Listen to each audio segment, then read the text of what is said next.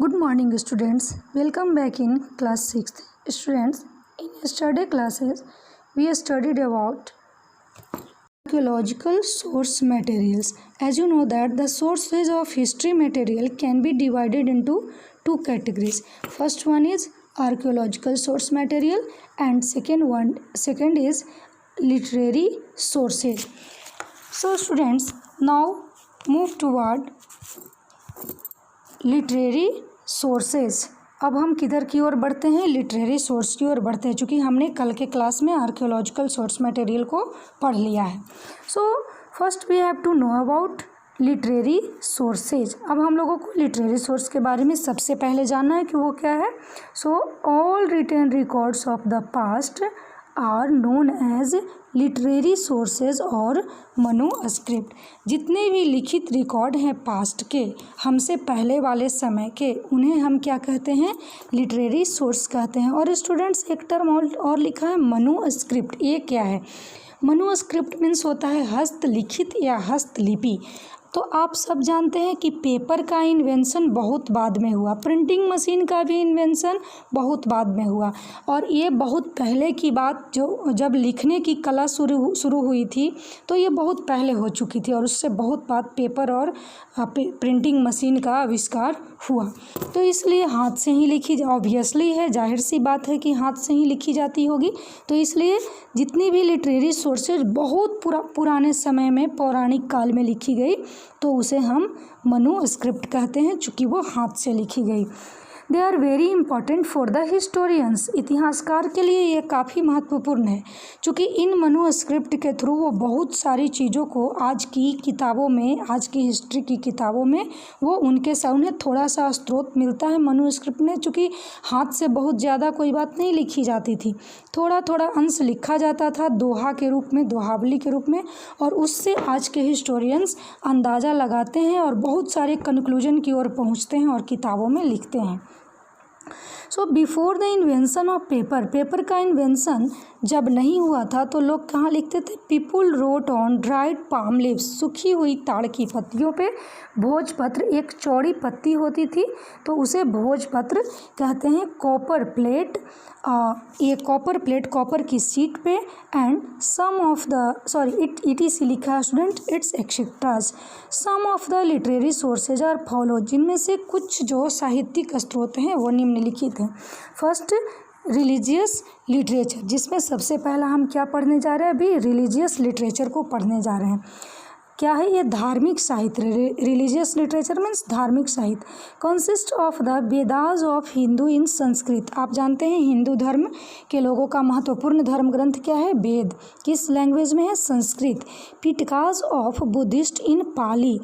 जो बौद्ध धर्म के लोगों का महत्वपूर्ण धर्म ग्रंथ है क्या है? पिटक्स। हिंदी में पिटक्स बोलते हैं, इंग्लिश में पिटकास।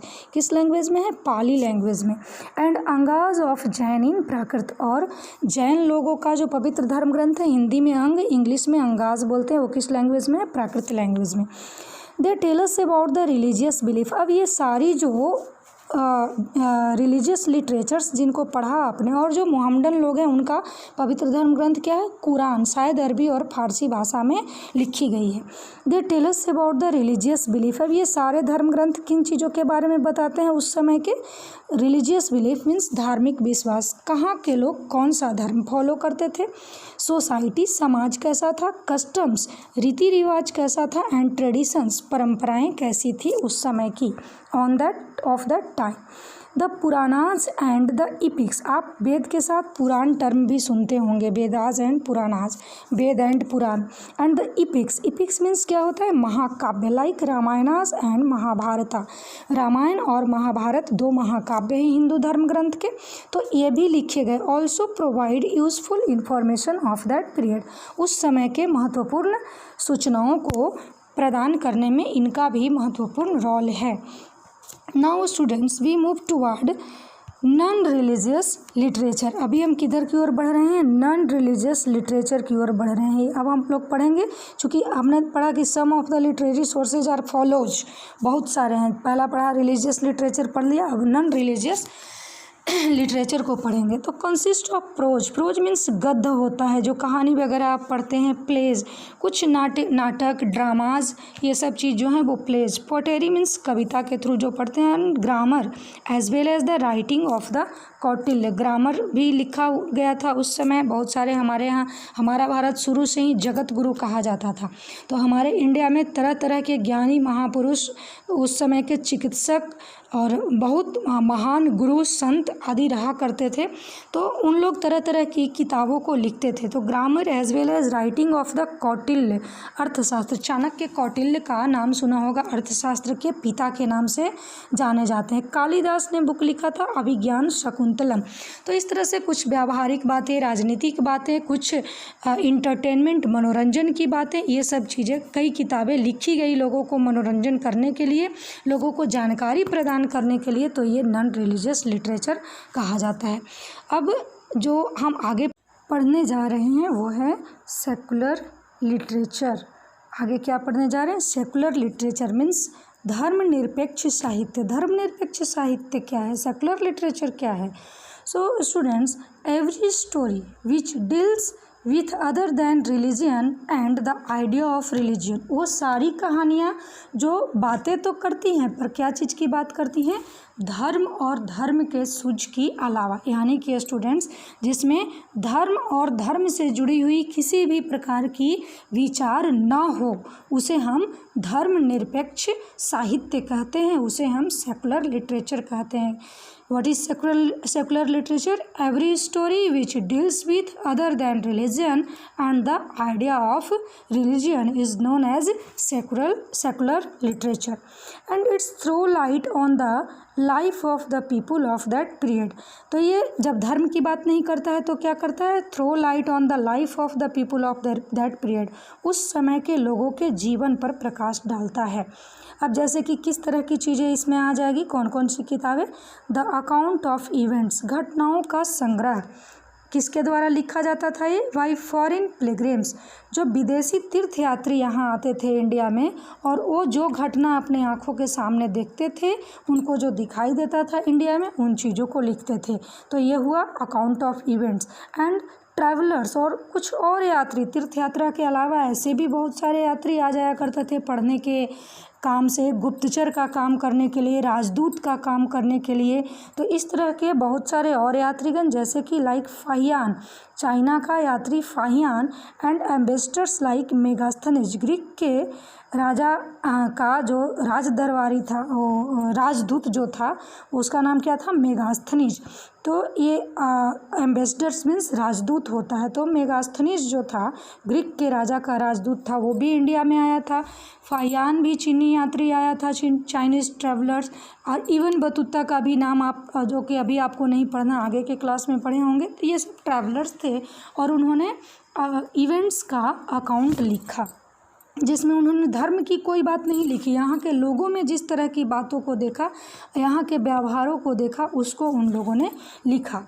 हु विजिटेड इंडिया, यानी कि यात्रीगण भारत में आए इन अर्लियर टाइम्स, पुराने समय में, are also important source of information about ancient Indian history and the cultures. तो ये सब लोग जो आए भारत में विजिट करने के लिए, यात्रा करने के लिए शुरुआती समय में, ऐतिहासिक समय में, वो भी एक महत्वपूर्ण स्रोत हैं भारत में about ancient Indian history and culture, Bharat के प्राचीन भारतीय इतिहास और संस्कृति के बारे में सूचना प्रदान करने में यह भी जो इवेंट अकाउंट है या सेकुलर लिटरेचर है, वो महत्वपूर्ण योगदान देते हैं।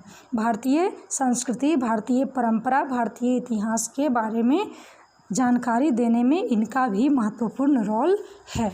अब now students we move toward historical literature. अब हम लोग हिस्टोरिकल लिटरेचर की ओर बढ़ते हैं। Historical literature consist of autobiography. Autobiography means क्या होता है? आत्मकथा ऑफ द एंशियंट रूलर्स, प्राचीन राजाओं का जो आत्मकथा अपने द्वारा लिखी, जैसे बाबरनामा बाबर ने लिखी थी, तो उन्होंने खुद के बारे में लिखी थी, तो उसे हम क्या बोलेंगे? ऑटोबायोग्राफी बोलेंगे। तो प्राचीन राजाओं के द्वारा जो आत्मकथा लिखी गई, एंड बायोग्राफिकल स्केच, और जो बायोग्राफिकल मतलब जो दूसरे के द्वारा किसी दूसरे की जीवनी लिखी गई। जैसे कि आपका एक एग्जाम्पल दिया है हर्षचरित्र, बाणभट्ट ने लिखा था। मेरे पास और एग्जाम्पल है, अबुल फजल ने लिखा था अकबरनामा, गुलबदन बेगम हुमायूंनामा को लिखा था। तो ये सब जो थी वो बायोग्राफी थी। ये अबुल फजल अकबर की ज़िंदगी के बारे में लिखे थे, गुलबदन बेगम हुमायूं की जीवनी के बारे में लिखे थे। तो वो ये सब क्या कहा जाएगा, अकबरनामा और हुमायूंनामा को क्या बोलेंगे, इसको हम लोग बायोग्राफिकल स्केच। और हर्षचरित्र को किसने लिखा था, बाणभट्ट ने राजा हर्ष के बारे में। तो ये भी बायोग्राफिकल स्केच ही है। तो इस प्रकार का जो लिटरेरी जो साहित्य ऑटोबायोग्राफी या बायोग्राफिकल स्केच, उसे हम हिस्टोरिकल लिटरेचर कहते हैं। The various source of the history provide knowledge about marvels of the past and inspire us to march forward to achieve greater height. यहाँ पे लिख रहा है कि the various source of history, जो इतिहास के बहुत सारे स्रोत हैं, चाहे वो आर्कियोलॉजिकल सोर्स हो चाहे वो लिटरेरी सोर्स हो, प्रोवाइड नॉलेज, हम लोगों को ज्ञान प्रदान करते हैं किन चीज़ों का, about marvels of the past, past के जितनी भी वाहवाहियाँ, मार्वेलस बोलते हैं, Marvels of the past, past की जितनी भी खूबसूरत चीज़ें थी या जो भी जानकारियाँ थी, and inspire us to march forward to achieve greater heights, और हम लोगों को ये इंस्पायर, प्रेरित करते हैं आगे की ओर बढ़ने के लिए, हमेशा ऊंचाई और अधिक ऊंचाई की उपलब्धियों को प्राप्त करने के लिए, आगे की ओर बढ़ने के लिए इंस्पायर करते हैं। चूँकि इतिहास में हम एक से एक राजाओं महाराजाओं की दुख दर्द भरी घटनाओं को सुनते हैं, उसी दुख दर्द भरी समय में उन्होंने बहुत बड़े बड़े रण क्षेत्र को जीता। तो ये हमें इंस्पायर करते हैं, हमें अपने दैनिक जीवन में, हमें अपने आगे आने वाले जीवन में कठिनाइयों को सहते हुए भी अपने धैर्य, हिम्मत और साहस के साथ आगे बढ़ने की भावना को बढ़ते हैं, प्रेरित करते हैं। Thanks students. In this way the chapter finished.